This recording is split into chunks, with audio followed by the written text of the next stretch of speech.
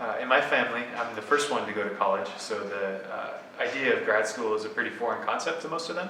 So I think a couple tips that have helped my friends and family back home understand more about what I do.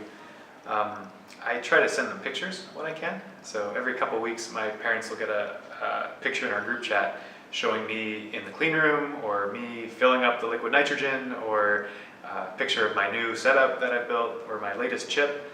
And I think that really helps them to better understand what I do on a day-to-day basis.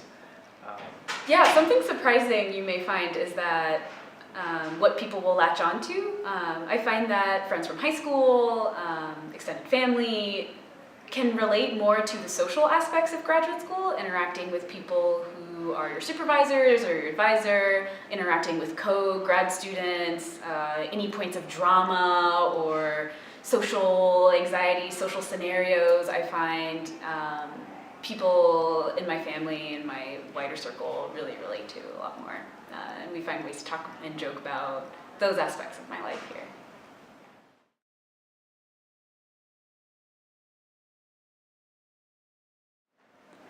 So when I have to talk about my research when I go home, or talking to people, friends from high school, I usually like to tell them a story. I like to frame it in terms of maybe a problem that I'm facing in particular, just to get at a moment or a person or a place, a date, just if I can ground it in something and then explain out of it, I think helps a lot.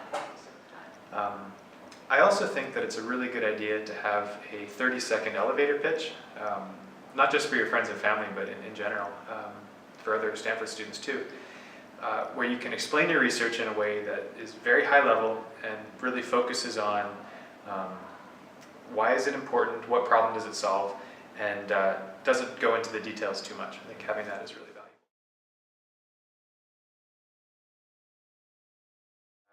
There's some problems that are so hard to solve that computers today will never be able to solve them in hundreds of years.